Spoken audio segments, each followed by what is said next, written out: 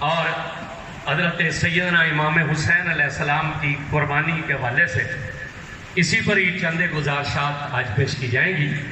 اگلے جمعے کوشش کریں گے کہ اس موضوع کو سمیٹ لیا جائے، کیونکہ میں نے عرض کی تھی کہ 2 مہینے اسی پر گفتگو ہوگی، تو کچھ واقعات تھے جو بعد کے تھے وہ عرض پچھلے جمعہ بھی کیے تھے، کچھ آج عرض کیے جائیں گے، کچھ اگلے جمعے عرض کیے جائیں گے۔ حضرت سیدنا امام حسین علیہ السلام کی یہ لازوال اور بے مثال قربانی جسے خراج تحسین پوری کائنات پیش کر رہی ہے، اللہ تعالیٰ کا یہ قانون ہے کہ وہ بغیر امتحان کے مقام نہیں دیتا ہے، اور جتنا بڑا امتحان ہوتا ہے اتنا ہی بڑا مقام ہوتا ہے۔ وہ بغیر امتحان لیے مقام نہیں عطا کرتا، اور وہ ہر کسی کو آزماتا ہے۔ کسی کو گندم کے دانے کے قریب لے جا کر آزماتا ہے، کسی کو کشتی میں بٹھا کر آزماتا ہے، کسی کو آرے کے نیچے چرا کر آزماتا ہے، کسی کے بدن میں بیماری پیدا کر کے آزماتا ہے۔ وہ آزماتا ہے، پھر آزمانے کے بعد مقام دیتا ہے۔ کسی کو آگ میں چھلانگ لگوا دیتا ہے، کسی کی گلے پر چھری رکھوا دیتا ہے۔ یہ اس کا قانون ہے، بغیر آزمائش کے مقام نہیں دیتا۔ جب اس نے اپنے نبی کے نواسوں کو یہ مقام دیا کہ ان الحسن والحسین سیدہ شباب اہل جنہ، میرا حسن اور حسین جنتی جوانوں کے سردار ہیں، تو محدثین نے حدیث پر جرا کرتے ہوئے کہا کل قیامت کے دن ہو سکتا ہے کوئی پیغمبر یہ اعتراض کر دے کہ یا اللہ تو نے اپنے نبی کے نواسوں کو اس لیے جنت کا سردار بنایا تھا کہ وہ تیرے محبوب ہیں، اس لیے ان کے نواسے جنت کے سردار بنے۔ بیٹے تو ہمارے بھی عزت والے تھے، بیٹے تو ہمارے بھی شان والے تھے، ہمارے بیٹوں کو جنت کے سردار کیوں نہ بنایا، اپنے نبی کی اولاد کو جنت کے سردار کیوں نہ بنایا؟ تو اللہ فرمائے گا اے پیغمبروں اعتراض نہ کرو، بے شک بیٹے تمہارے بھی شان والے ہیں اور بیٹے میرے نبی کے بھی شان والے ہیں، اعتراض نہ کرو، پہلے حسن اور حسین جیسا امتحان لے کر آؤ، پہلے حسن اور حسین جیسی قربانیاں لے کر آؤ۔ حضرت سیدنا امام حسین علیہ السلام نے ایسی قربانی پیش کی ہے کہ تاریخ مثال پیش کرنے سے قاصر ہے۔ میرے عزیزوں اور میرے بھائیوں، آج لوگ کہتے ہیں نبی مشکل کشا ہوتا، علی مشکل کشا ہوتا، بچا لیتے حسین کو۔ اس کا مطلب ہے حسین بچ جاتے تو یہ مشکل کشا تھے، جو کہ حسین نہیں بچے تو معذاللہ یہ مشکل کشا نہیں رہے۔ یہ بچ جاتے تو مشکل کشا تھے۔ نبی مشکل کشا ہوتا بچا لیتا حسین کو، علی مشکل کشا ہوتا بچا لیتا حسین کو۔ جو اپنے بچوں کو نہیں بچا سکے وہ تمہیں کیا بچائیں گے؟ جو اپنے بچوں کی مدد نہیں کر سکے وہ تمہاری مدد کیا کریں گے؟ میں کہتا ہوں کمینوں، حضور تو خود دعا کرتے تھے یا اللہ مجھے شہادت کی موت نصیب فرما دے۔ حضور تو خود شہادت مانگتے تھے۔ شہادت انعام ہے یا سزا ہے؟ بولے نہیں آپ۔ حضور تو خود دعا کرتے تھے یا اللہ مجھے شہادت نصیب فرما۔ اللہ نے فرمایا پیارے تجھے میدان جنگ میں شہید کرواؤں تو اس میں اسلام کا نقصان ہے، لوگ دین سے الٹے پیروں پھر جائیں گے۔ جب نبی پاک کا وصال ہوا لوگ پھرے نہیں تھے، لوگوں نے زکوٰۃ کا انکار کیا تھا کہ نہیں کیا تھا؟ بولو اونچی آواز سے بولو۔ جب سرکار کا وصال ہوا لوگ منکر زکوٰۃ ہوئے کہ نہ ہوئے؟ جھوٹے نبی پیدا ہوئے کہ نہ ہوئے؟ 6 لوگوں نے تو اسی وقت دعویٰ کیا جن میں ایک نے تو حضور کی حیات مقدسہ کے آخری ایام میں دعویٰ کیا تھا۔ جب کبھی ختم نبوت کے موضوع پر گفتگو ہوگی ان کا ذکر بھی کیا جائے گا اور وہ سارے معاملات عرض کیے جائیں گے۔ یہاں تو ضمناً ایک عرض کرنا چاہتا ہوں، اللہ نے فرمایا پیارے اگر تجھے میں میدان جنگ میں شہید کرواؤں مقام شہادت دوں تو اسلام کا نقصان ہوتا ہے اور تیری دعا قبول نہ کروں تو برادری کہے گی دیکھا اللہ چاہے تو ابو جہل کی قبول کر لے اور چاہے تو نبی کی قبول نہ کرے۔ یہ گلے پھاڑ پھاڑ پکڑ کہیں گے اللہ نے نبی کی دعا قبول نہیں کی۔ اللہ نے فرمایا پیارے تیری دعا رد کروں تو یہ شان محبوبی کے خلاف ہے، تیری دعا اس طرح قبول کروں تو اس میں دین کا نقصان ہے۔ اے پیارے تیری دعا قبول کریں گے مگر صورت بدلیں گے، تجھے 2 شہزادے عطا کروں گا، ایک سر سے سینے تک تیرا ہم شکل ہوگا، ایک سینے سے قدموں تک ہم شکل ہوگا، ایک کو سری شہادت دوں گا، ایک کو جلی شہادت، ایک کو سری شہادت دیں گے، ایک کو جاری شہادت دیں گے، ایک کی شہادت خفی ہوگی، ایک کی شہادت جلی ہوگی، ایک کی شہادت ظاہری ہوگی، ایک کی شہادت خفی ہوگی۔ پیارے یہ کیسے ہو سکتا ہے؟ ختم نبوت بھی تیرے گھر میں ہو، امامت بھی تیرے گھر میں ہو، صداقت بھی تیرے گھر میں ہو، امانت بھی تیرے گھر میں ہو، طہارت بھی تیرے گھر میں ہو، کائنات کی ساری عزتیں تیرے گھر میں ہو، اور شہادت کا مرتبہ کسی اور کے گھر میں چلا جائے۔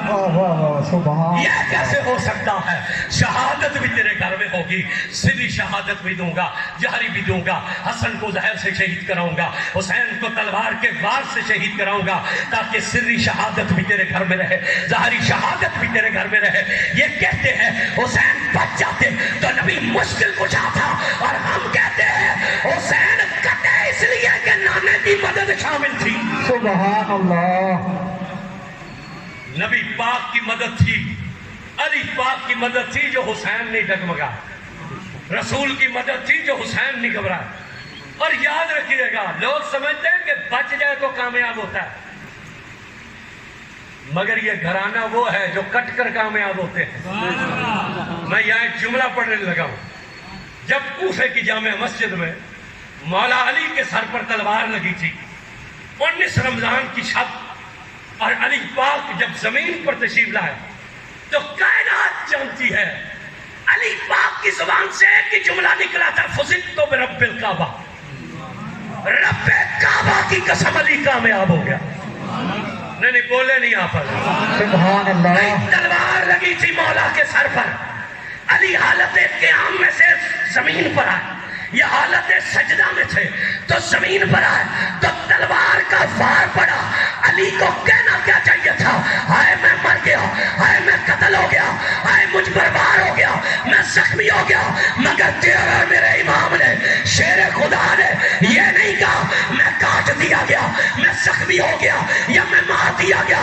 علی نے ایک ہی جملہ کہا، رب کعبہ کی قسم، فزدت برب الکعبہ، رب کعبہ کی قسم میں کامیاب ہو گیا۔ بھائی پرانی عیدگاہ کی جامع مسجد والوں، یہ جملہ تو قاتل کو کہنا چاہیے تھا،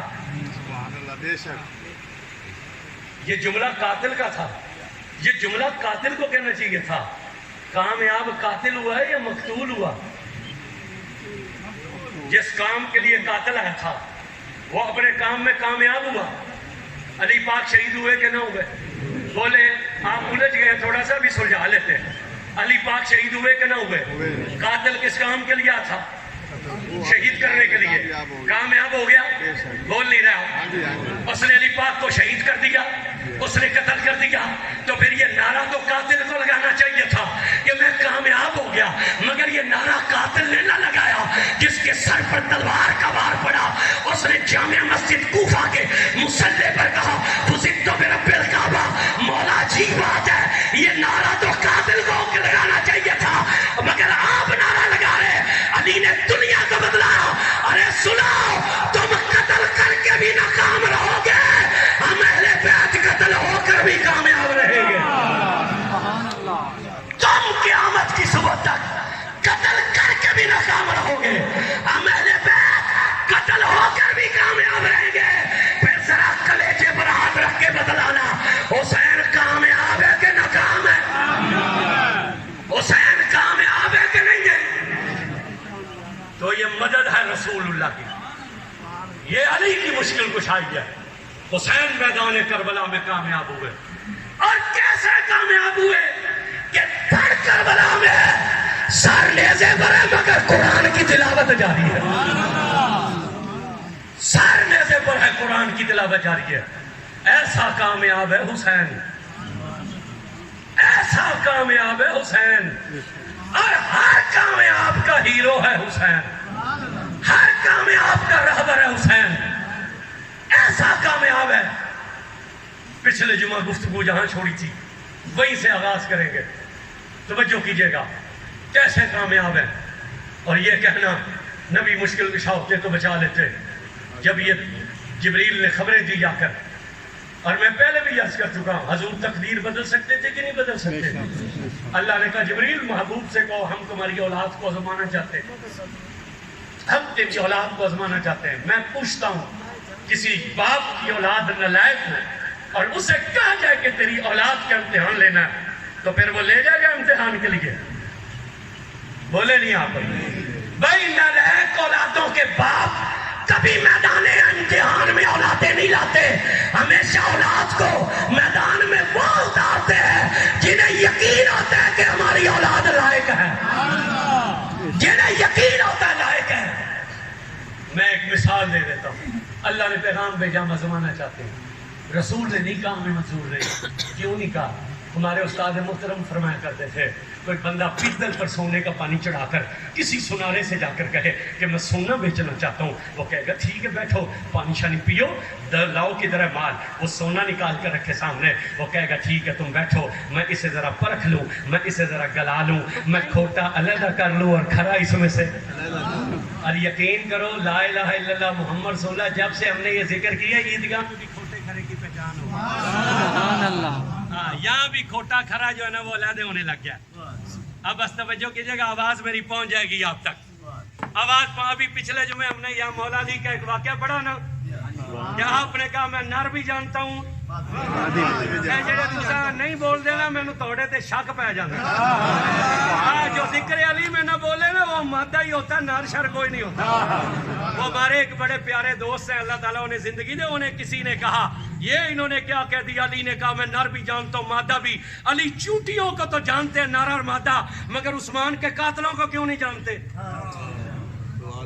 انہوں نے مجھے کہا بھیجا پیغام, میں نے انہیں جواب پھر کہا, میں نے کہا حضرت ایک ہوتا ہے علم, شریعت علم پر فیصلے نہیں کرتی, شریعت قانون شہادت پر فیصلے کرتی.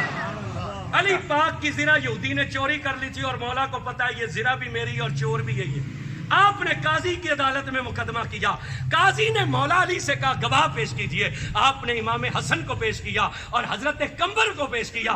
قاضی نے کہا امیر المومنین بیٹے کی گواہی باپ کے اور غلام کی گواہی آقا کے حق میں قبول نہیں ہو سکتی.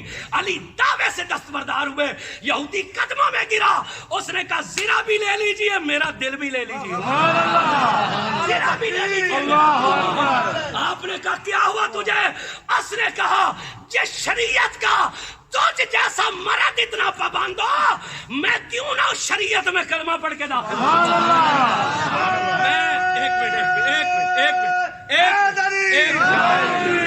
ایک منٹ توجہ کیجئے گا, توجہ کیجئے گا. میں کہتا ہوں حضرت عثمان کے قاتل کے بارے میں اعتراض کرنے والے, علی تو وہ ہے جو اپنا قاتل بھی جانتا تھا.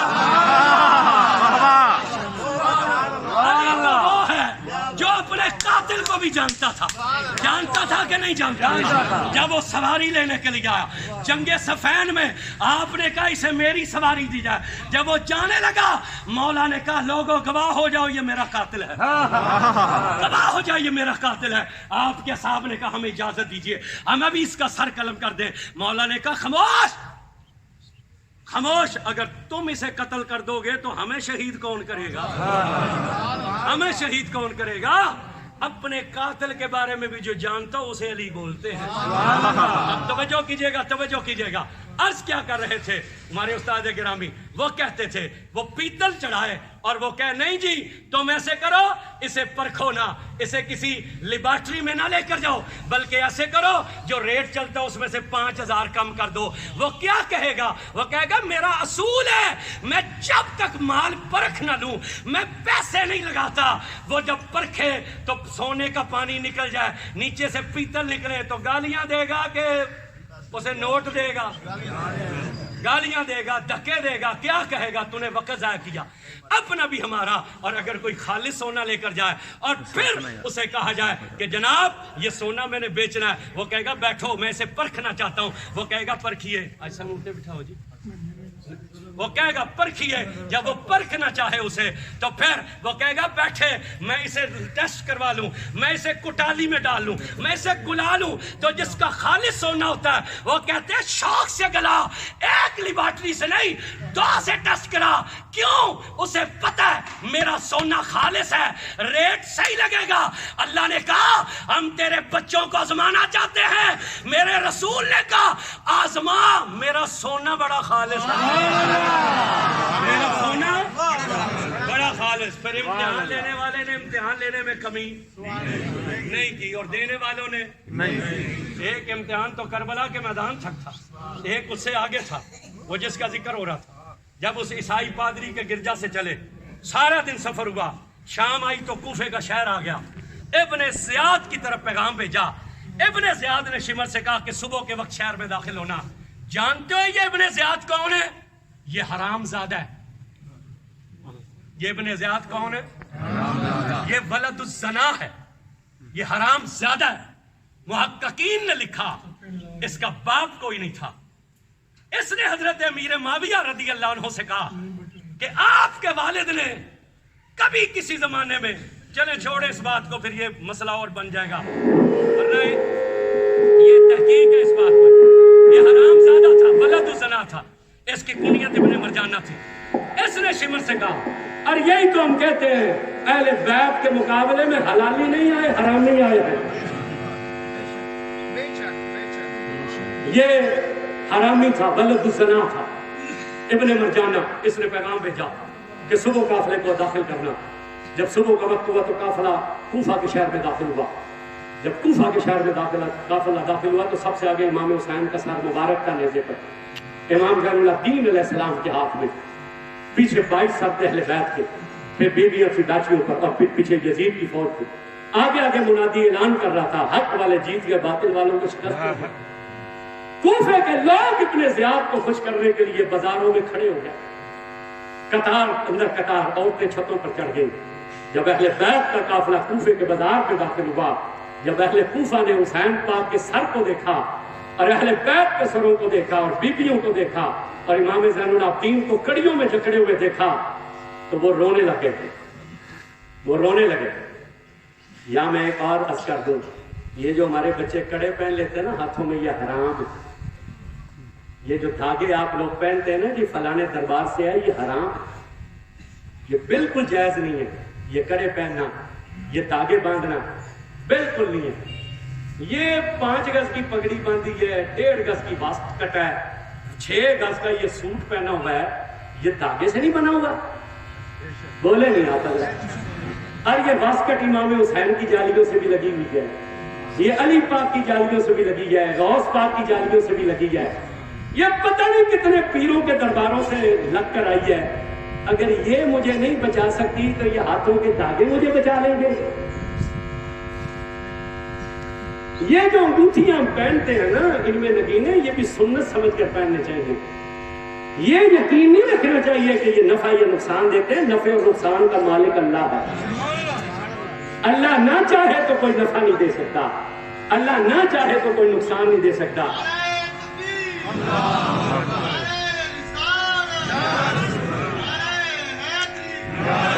یہاں ایک مرتبہ ہم تقریر کرنے کے لیے گئے لاری اڈے کے پاس. آج کل تو یہ لوگ نئے نئے نکلے ہو نا کلندری، جو کپڑے نہ پائے وہ بھی کلندر، جو نہائے نہ وہ بھی کلندر، جو حجامت نہ کرائے وہ بھی کلندر. تے ساڈا سنیا دا تو حال ہے کہ ساڈا ہر کسی نے من لینا. ہم نے یہ دیکھنا ہی نہیں یہ شریعت کا قاتل ہے کہ نہیں ہے. ہم تو ہر کسی کے پیچھے چل پڑتے ہیں. تو مجھے تو پتہ ہی نہیں تھا وہ جس کے گھر میں عقل تھی وہ کلندری ہے. میں نے وہاں رگڑا دیا ملنوں کو پکڑ کے اور یہ مسئلہ بیان کیا یہ کڑے پہننا حرام ہے یا اگر کسی نے پہنا اسے اتار دینا چاہیے. وہ چلے آئے. وہ بعد میں اس نے اگلے مہینے نے ایک مولوی صاحب کو بلایا، ہمارے مسئلے کے مولوی جانتے، اور مولوی صاحب سے کہا جی وہ بڑا کڑوں کے خلاف تقریر کر کے تم بولو. اس مولوی نے کہا یہ کڑے پہننا تو امام زین العابدین کی سنت ہے. امام زین العابدین نے کڑیاں پہنی ہوئی تھی. وہ بعد میں ہم ادھر گئے تقریر کرنے وہ کسی کول خانے پر، تو ہمیں کسی نے کہا وہ فلاں مولانا یہ مسئلہ بیان کر کے گئے، وہ شانتے لگ گئی اب۔ میں نے کہا مجھے وہ ملے گا تو میں اس سے پوچھوں گا۔ میں نے کہا میں آپ سے پوچھنا چاہتا ہوں یہ جو امام حسین کو کڑیاں پہنائی تھی یہ مدینے سے پہن کر آئے تھے یا یزیدیوں نے پہنائی تھی؟ یہ جو امام حسین علیہ السلام کو کڑیاں پہنائی گئی تھی یہ امام خود پہن کر آئے تھے یا یزیدیوں نے پہنائی تھی؟ تو جو شخص کڑیاں پہنتا ہے وہ حسین پاک کی سنت زندہ کرتا ہے یا یزیدیوں کی زندہ کرتا ہے؟ یہ کڑیاں تو یزیدیوں نے پہنائی تھی، انہوں نے قید کیا تھا۔ وہ امام حسین اور امام زین العابدین کی سنت زندہ نہیں کرتا۔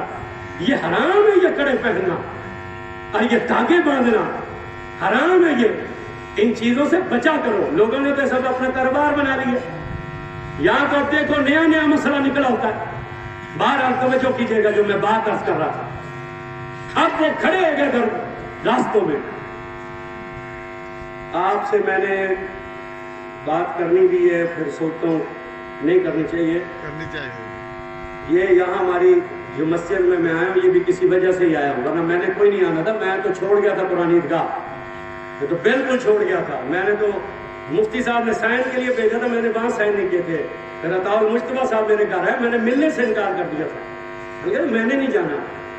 یہاں پر کچھ معاملہ ہے۔ اب یہ جو جھولی ہمارے دوست پہن رہے ہیں نا، یہ جھولی 1500 2000 2500 پر تھی، اب یہ ہزاروں میں چلی گئی ہے۔ لیکن جن کے پاس یہ جھولی جاتی ہے نا وہ مسجد کا صرف بجلی کا بل دیتے ہیں، نہ وہ امام کو تنخواہ دیتے ہیں، نہ وہ خادم کو تنخواہ دیتے ہیں، نہ خطیب کو تنخواہ دیتے ہیں۔ حتیٰ کہ جو بچے قرآن پڑھتے ہیں ان کی روٹی بھی انہوں نے بند کی ہوئی ہے 3 سال سے۔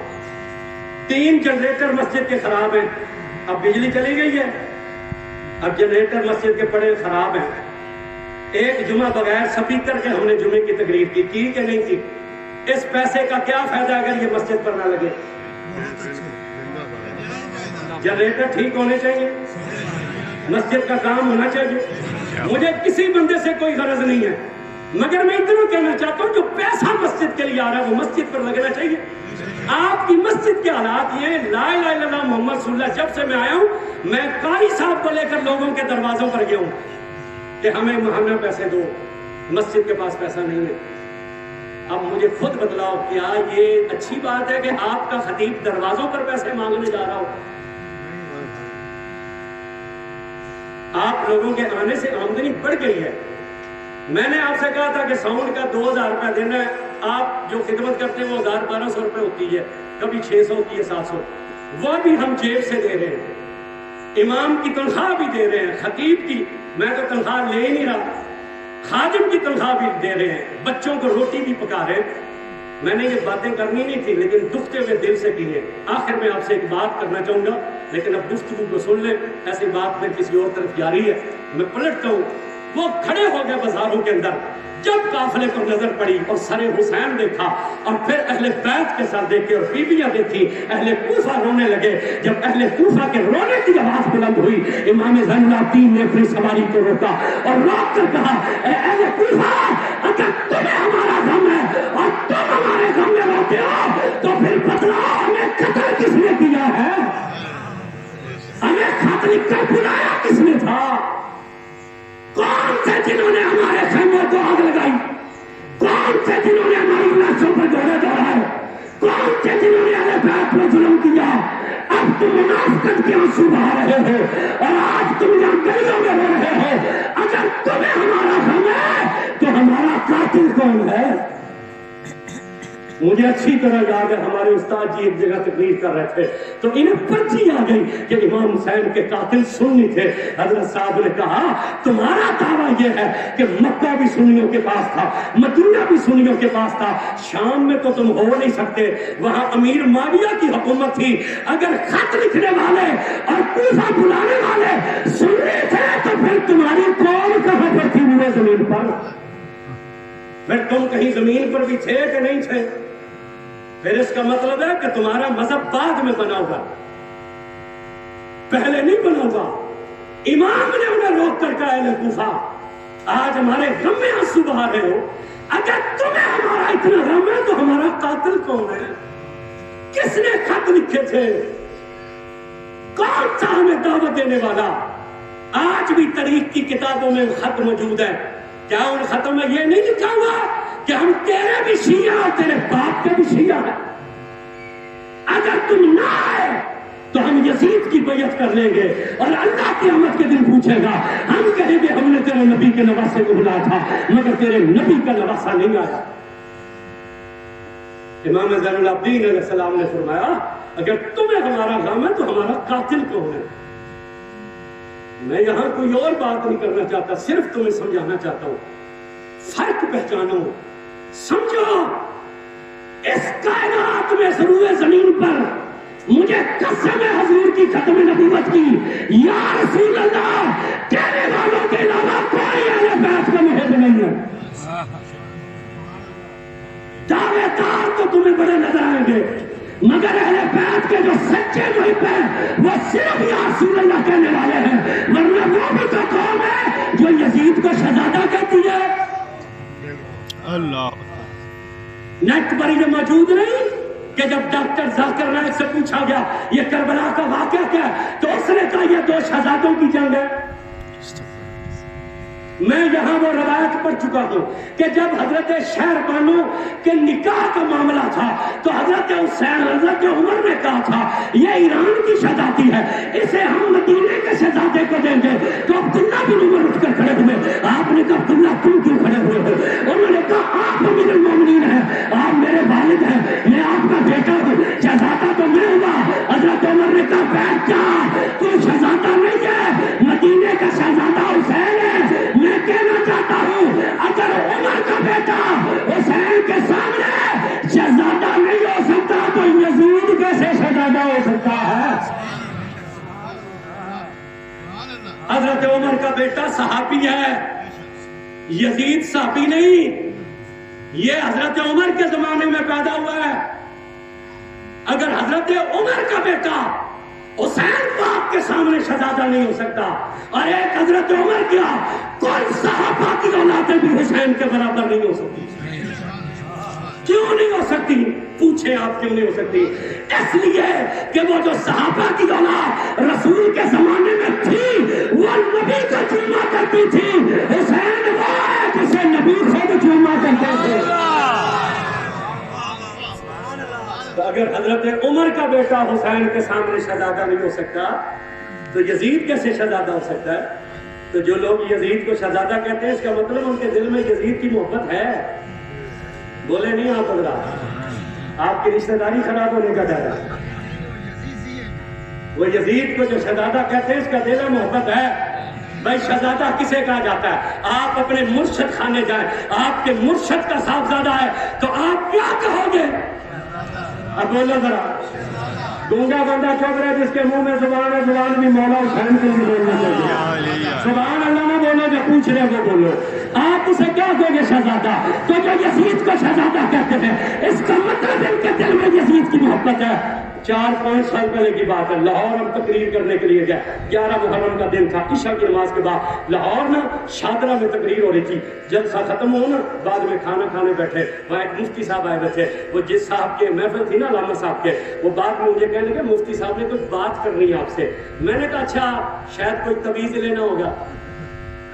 میں آپ سے یہ بھی عرض کر لوں کہ یہ میرے مرشد کا کرم ہے, جنات ہو یا جادو ہو, سایہ ہو یا کوئی بھی روحانی مسئلہ ہو, اس کا علاج الحمدللہ ہم کرتے ہیں اور فی سبیل اللہ کرتے ہیں. سبحان اللہ. آپ کو یہ گلیوں میں بیٹھے ہوئے لوگوں کے پاس جانے کی ضرورت نہیں, بس صرف فون کر کے آئیں. وقت پہلے لے لیا کریں کیونکہ زیادہ سفر ہوتا ہے باہر, تقریریں زیادہ تر باہر ہوتی ہیں. آئیں اور جو اللہ نے علم دی ہے, توفیق دی ہے, انشاءاللہ علاج کر دیں گے. بے اولادی ہو, جنات ہو, جن ہو, جادو ہو, جو بھی مسئلہ اس کا علاج کر دیں گے اور فی سبیل اللہ علاج کر. اللہ نے ہمیں توفیق دی ہے, بس توجہ کیجیے گا. اب وہ جب جلسے فارغ ہوئے نا تو مجھے علامہ صاحب کہنے لگے جی مفتی صاحب نے ملنا ہے. میں نے سوچا یہ کوئی تویز مانگتا ہوگا, کیونکہ آج تک جتنے بھی مولوی تویز لینے کے لیے نا وہ شادی کا ہی تویز لینے کے لیے. یہی کہا کہ دوسری شادی ہو جائے. میں نے کہا اس سے بھی کوئی مسئلہ ہوگا. جب وہ سارے لوگوں کو نکال دیا نا اور ہم اکٹھے بیٹھے تو میں نے کہا جی مفتی صاحب حکم کرے. تو مجھے کہنے لگے حضرت وہ نا آپ نے یزید پر تقریر میں لعنت کی ہے تو یزید پر لعنت نہیں کرنی چاہیے. تو میں نے کہا پھر جناب پر کرنا چاہیے. میرے بولنے نہیں آتا، بولنے نہیں آتا۔ میں نے کہا پھر جناب پر کر، میں نے کہا شرم نہیں آتی کھاتے حسین کا ہو؟ جو کھاتا ہے وہ بندہ بول سکتا۔ میں نے کہا کھاتے حسین کا ہو، طرفداری ہو جی امام اعظم ابو حنیفہ نے کہا۔ میں نے کہا امام نے تو یہ کہا کہ یہ اس قابل بھی نہیں کہ اس پر لعنت بھیجی جائے، یہ اس قابل بھی نہیں۔ تو یہ جو یزید کی طرفداری کرتے ہیں اسے شہزادہ کہتے ہیں، اس کا مطلب ان کے دل میں یزید کی محبت ہے۔ وہ قافلہ گزرا، دربار میں آ گیا، اس نے امام زین العابدین علیہ السلام سے کہا کہ تم مجھے لکھ دو کہ تمہارا باپ باغی تھا اور یزید حق پر، لہذا خلیفہ برحق کے خلاف بغاوت کرنے والے کی سزا قتل ہے، چاہے وہ رسول کا نواسا ہی کیوں نہ۔ آپ نے فرمایا ظالم، ہم نے تو 6 مہینے کا علی اصغر حق کے لیے قربان کر دیا، ہم نے تو 18 سال کا علی اکبر قربان کر دیا، ہم نے تو اپنا حسین جیسا باپ قربان کر دیا۔ یہ سر کٹ تو سکتا ہے مگر کبھی باطل کو حق نہیں کہہ سکتا۔ اس نے امام کو اور بیویوں کو قید خانے میں بھیج دیا، سار خزانے میں جمع کر دیے۔ جب امام حسین کے سر مبارک کی باری جائی تو خولی اڑ گیا، اس نے کہا میں تو یہ سر نہیں دوں گا۔ ابن زیاد نے کہا کیوں؟ اس نے کہا تو رات کو کسی اونٹنی سوار کو سر دے کر یزید کے پاس بھیج دے، انعام تو لے جائے، دنیا کی لعنت میں نے اکٹھی کی ہے، میں تو یہ سر گھر لے کر جاؤں گا۔ جھگڑا بڑھ گیا، بڑا جھگڑا،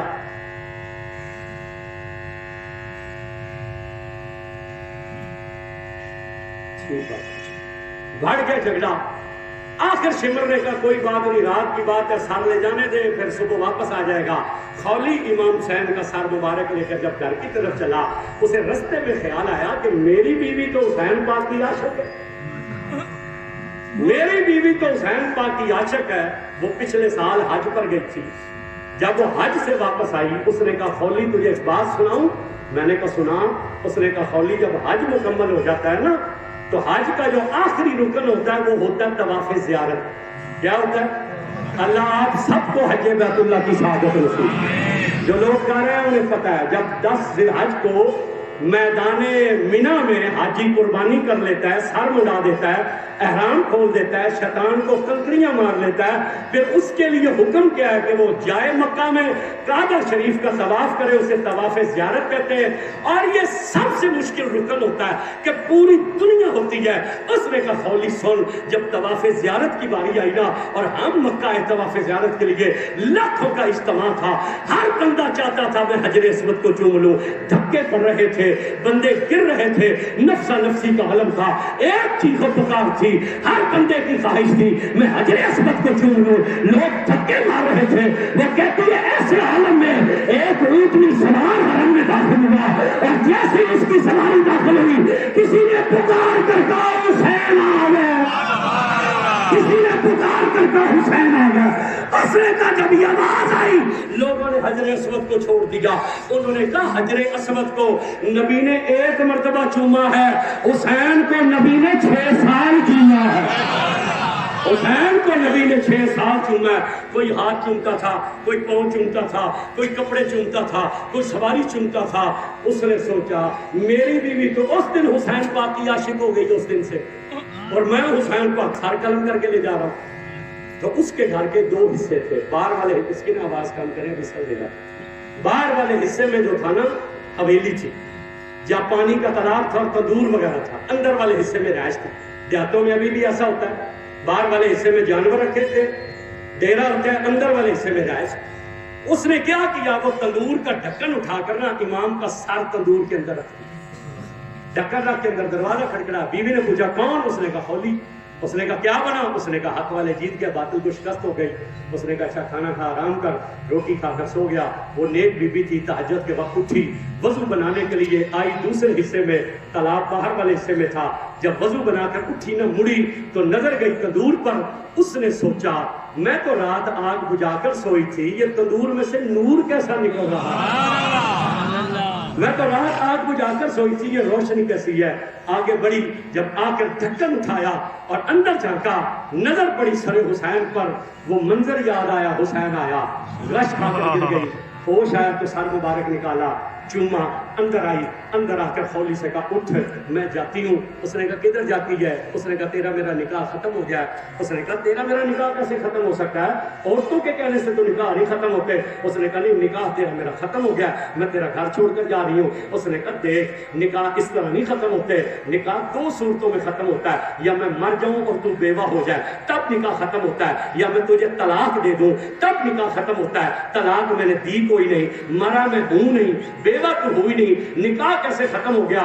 اس نے روتے ہوئے کہا خولی ایک شرط تیسری بھی ہے. اس نے کہا وہ کیا؟ اس نے کہا جب مرد کا مذہب اور ہو جائے, عورت کا مذہب اور ہو جائے, نکاح ختم ہو جاتا ہے. اس نے کہا مذہب تو وہی ہے, مذہب تو وہی ہے, مذہب تو وہی ہے. اس نے کہا مذہب ہو نہیں رہا, مذہب تو بدل گیا. اس نے کہا کیسے بدل گیا؟ اس نے کہا تو حسین کا قاتل ہے, میں حسین کی عاشق ہوں. مذہب تو بدل گیا, تو حسین کا قاتل ہے, میں حسین کی, تیرا میرا نکاح ختم. اس نے بچوں سے کہا اٹھو ماں جاتی ہے. بچے پیروں میں گر پڑے. اس نے کہا میں اب تمہاری طرف دیکھوں یا فاطمہ کے لال کی طرف دیکھوں؟ کتابیں کہتی ہیں روتی ہوئی نکل گئی. یہی کوفے کی گلیوں میں کہتی جاتی تھی مدینے جاؤں گی, جالیوں پر جا کر عرض کروں گی حضور میرا کوئی قصور, حضور میرا کوئی دخل نہیں. آگے کتابیں خاموش ہے, پہنچی ہے کہ نہیں پہنچی. خولی پہنچا دربار میں. اس نے کہا جلدی کرو, قافلہ روانہ کرو, ہم نے اپنے گھروں میں یہی بتلایا تھا ورنہ کوفے کا ہر گھر اجڑ جائے گا. انہوں نے قافلہ روانہ کیا. آخری جملہ عرض کر کے گفتگو سمیٹ لگے. دو راستے جاتے تھے کوفہ سے دمشق کی طرف, ایک 600 میل لمبا تھا, ایک 900 میل لمبا تھا. ان کے ذہن میں دو باتیں تھیں.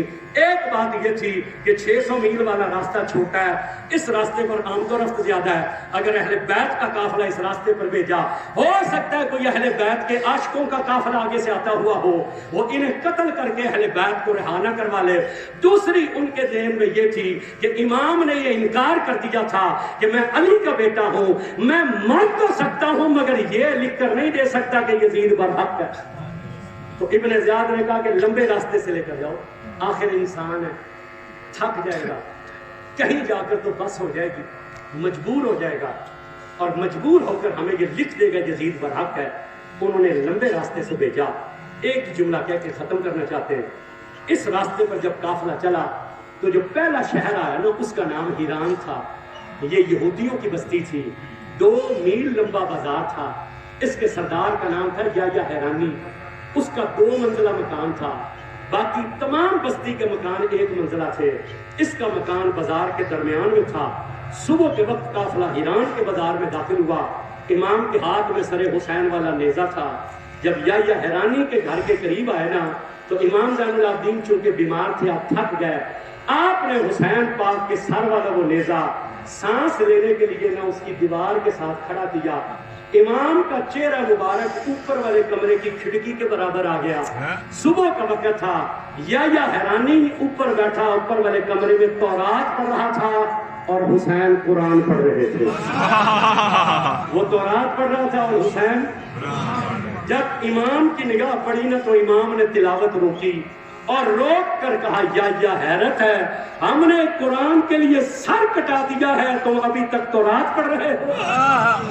اس نے جب نظر اٹھا کر امام کو دیکھا, اس کے ہاتھ سے تورات نکل گئی, غش کھا کے گر گیا. ہوش میں آیا تو دوڑا, نیچے آ کر امام کے قدموں میں گرا. کیا لگا من انتا, کون تم, یہ کون ہے کٹے ہوئے سر سے قرآن پڑھنے والا؟ آپ نے فرمایا ابو کا, یہ میرا والد ہے.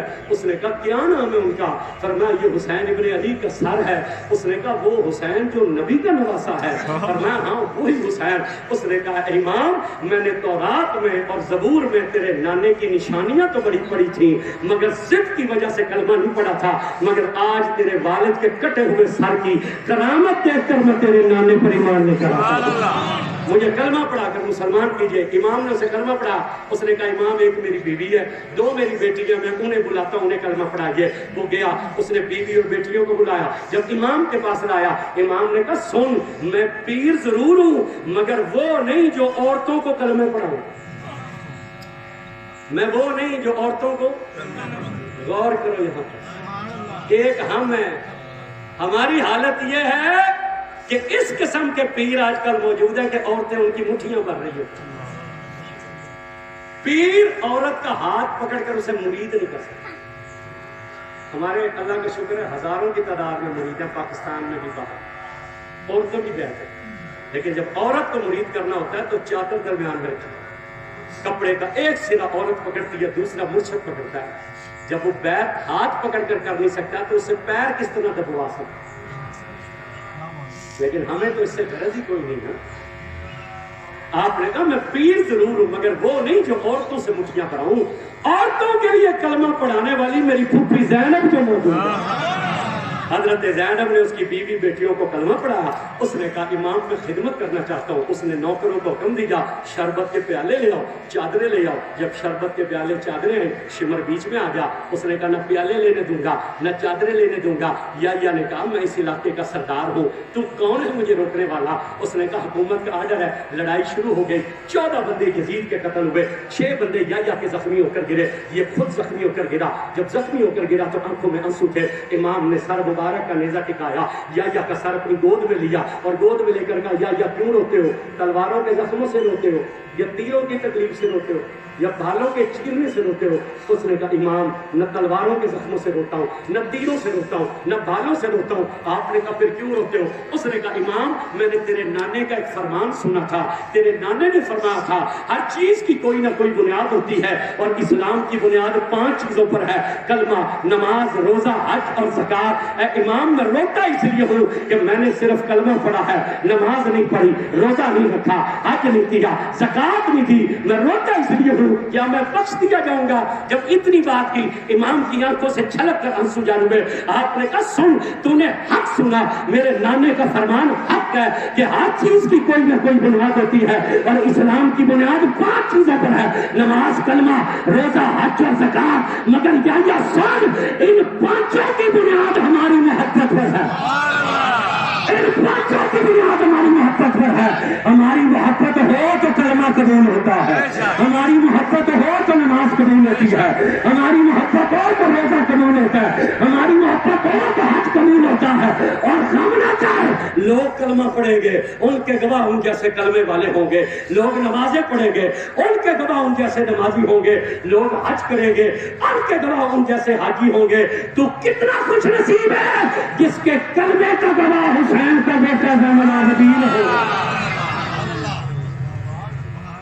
तकरीर मैंने खत्म कर दी है। इमाम ने क्या कहा? इन 5 चीजों की बुनियाद हमारी, जिसके कलेजे में उसे बोलना चाहिए सुभान अल्लाह ना बोले, जो पूछ रहा हूं वो बोले। इन 5 चीजों की बुनियाद हमारी, जिसके कलेजे में हुसैन पाक की उनके बच्चों की मोहब्बतों से जोर से बोलना पड़ेगा। इन 5 चीजों की बुनियाद हमारी, आवाज का में आपकी ऊंची होनी चाहिए और इसे यकीन से बोले कि करबला वाला सैयद तुम्हें देख भी रहा है और सुन भी रहा है। इन 5 की बुनियाद हमारी, ऊंचा बोलिए, 5 की बुनियाद हमारी। फिर मोहब्बत है, बोले नहीं आप है मोहब्बत? आवाज थोड़ा हो गया, मोहब्बत है। पक्की ऊंची आवाज से बोले मोहब्बत है। आपकी आवाज ईदगाह की दीवारों से बाहर जानी चाहिए, मोहब्बत है। अच्छा फिर मैं इस मोहब्बत के सदके कुछ मांगू, दोगे? अपने लिए नहीं मांगूंगा, किसी बंदे के लिए भी नहीं मांगूंगा, मांगूंगा खुदा रसूल के लिए। दोगे? सारे नहीं बोले, दोगे? पक्की बात है। मुझे इस मैदान में, इस इज्तिमा में, ये तो आपका कसूर है ना, ये आपका कसूर है। मुझे वो हुसैन पाक के नौकर चाहिए जो खड़े होकर ऐलान करें कि हम हर महीने 1000 रुपया मस्जिद को देंगे। अब मैं देखता हूँ कितने मर्द खड़े होते, अब मैंने देखना है। अभी मैंने आपसे पूछा था मोहब्बत में, आप सब ने कहा था मैं मोहब्बत, मुझे वो बंदे चाहिए वो